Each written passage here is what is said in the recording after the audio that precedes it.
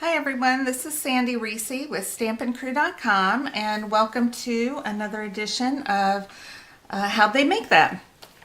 So what I'm doing is showing you how to make samples from the Stampin' Up! Idea Book and Catalog. This is a 2017-2018 edition. And today I'm making one of the projects from the Coffee Break Suite. I'm making this cute little cookie treat holder. Now all these images are property of Stampin' Up! And I'm just showing you how to make them so you have an idea. Sometimes it's hard to figure out how they do some of the different samples in the catalog. So we're using our stamp set. We're using our coordinating Coffee Cups Framelits die, and then we're using the Coffee Break Designer Series paper. So this is a cute little fold. This would be cute done either for Christmas. You could send Christmas treats, Valentine's treats, anything, just using different papers and embellishments. So I'm going to show you how to make this. All right. I'm going to start off with showing you how to make the little holder. So I started with a piece of the designer paper that has the coffee beans on it, and this is 10 by 10. So you're going to flip it over, and then with one of the points facing you, you're going to fold it up, match the corners, and then crease. All right, then what I did was from the tip, I measured down 4 inches on one side. I just made a little mark, and then I'm folding this tip over to that mark. All right, then you can go ahead and crease that, and then I'm going to take this one and fold it over so that our little edges are even right here. All right, and then we're going to fold that, and then we just fold down our top flap over that, give it a crease, and that is it. All right, so you notice on the sample, this is not this paper showing. So what they've done is done a little insert out of the espresso cardstock. So I'm going to show you how to make that. So this is 10 by 10. What I'm going to use is a piece of espresso cardstock that is 5 by 5. Then I'm going to use my paper trimmer. And I'm going to cut that in half, and I'm going to line up my 2 of my points with my track right there. Hold that down. Use my cutting blade, and I'm going to cut that. All right. I'm going to come back to that in a second because we're going to do a little scoring. So if you notice, what I'm going to do is just hold it here because I want to cover that, but I'm just going to match my tip to my tip.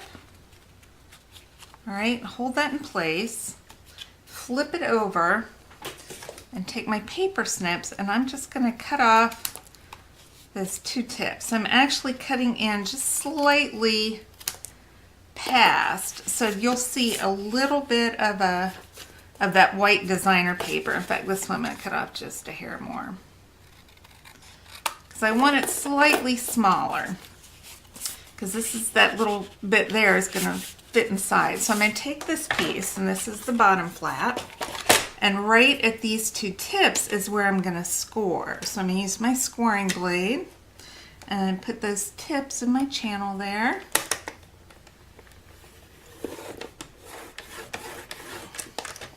I'm going to score that one.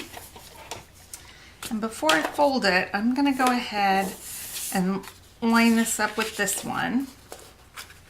And I'm going to just use that as a template and cut off the tips on my other one. But I'm not going to score it. This is my top cover.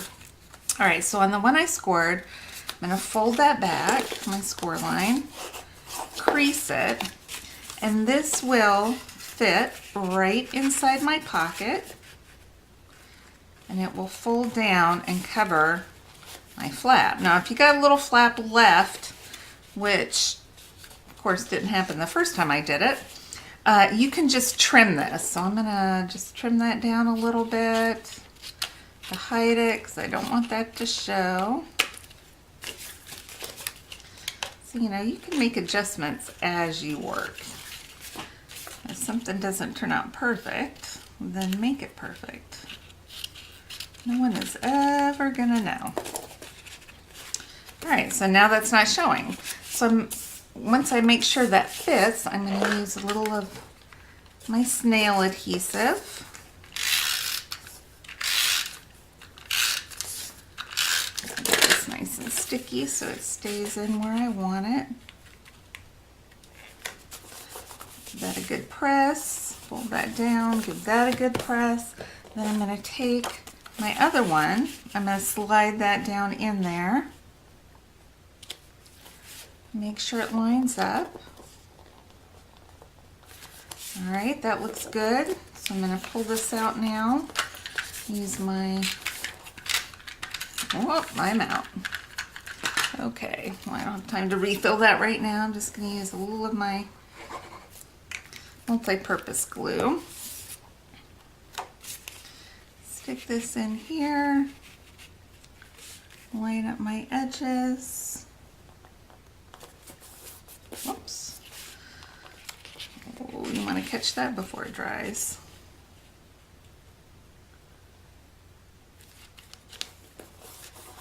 All right, stick that down, and that's how you make the pocket. Now, I don't have cookies to stick in here today, but I am going to show you how we're going to decorate this. So we're going to take a piece of our blue ribbon. I'm going to pause for a second and refill my snail. I've refilled my snail, so I'm going to, I want to tie this around in a bow right about there. I'm going to flip this over and I'm going to put a little snail right on the back there. Oh, turn it around so I can put, we'll hold my ribbon in place.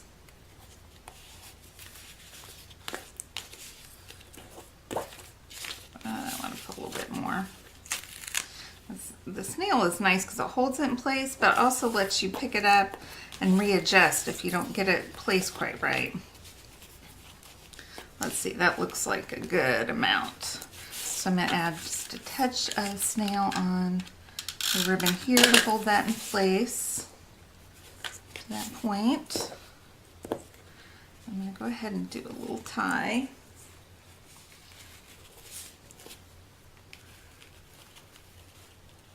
I'm just going to tie this in a knot.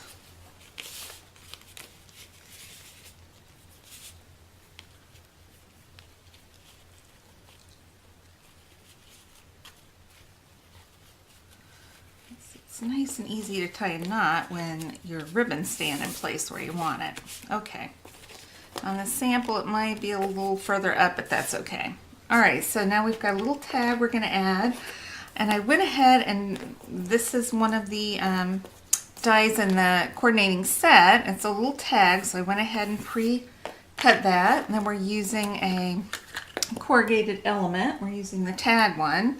And then we have a little strip of the heart DSP on the garden green. Now, I went ahead and stamped it using Friend with the espresso marker, but it wasn't quite as dark as I wanted. So I'm going to restamp that using this Happiness is a Cup of Coffee Share with a Friend stamp. And I'm going to go ahead and use black on this one because that garden green is a little bit dark. So I'm going to use the side of my marker and color that word Friend. Make sure I don't get my other words in there. I'm going to stamp this on the right side of my strip, and the strip is just 5/8 of an inch wide. Not really a big difference. That's all right. All right, then we're gonna tie this on as a tag. So I'm just gonna cut that off. I want to leave enough room. This isn't gonna really show much, so I'm just gonna make a little tag, and then I'm gonna punch a 16th inch hole right in the end, so I can tie that on. And then I'm going to take some linen thread. And this is about 11 inches. Oh, we've got to stamp our heart on our little tag. We're going to use some garden green ink. We're going to stamp our cute little heart here.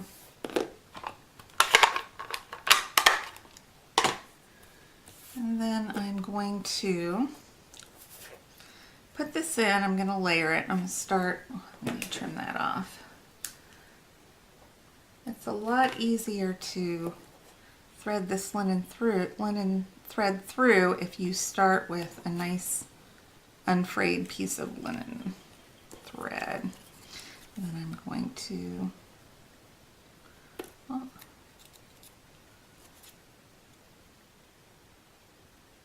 okay, if that doesn't want to thread well, you can take your piercer, I don't know what I did with mine, poke it through. I'll just get a little bit closer here. Make that hole nice and smooth. There it is. Okay, that'll open it up a hair. Nice. So I'm going to take those 3. I am just going to wrap this around the knot, or over to the side of the knot.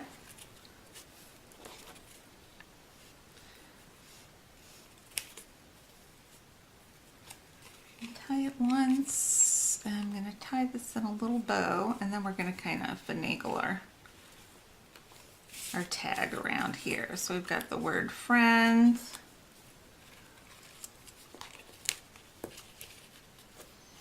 Move that up above. I'm going to put my tail under here. All right, we've got our friend, we've got our tags, and we've got our ribbon. We can go ahead and trim those off nice and neat. Add our cookies. Now the only thing I haven't done yet is, if you notice on the sample in the catalog, this has a little more color to it. So what they've done is taken some espresso ink and then they've kind of sponged a little bit. So you can take this. I don't like a lot of sponging. I'm not a heavy sponger, and I should have done this, yes, before I put my ribbon and stuff on. That'd be a lot easier. But I can go ahead and squeeze it in there. Do the back. Pulled up.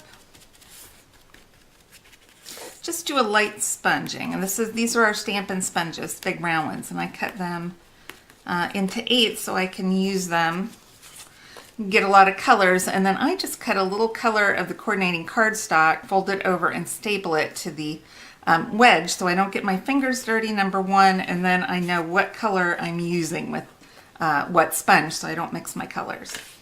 And that is it for this one.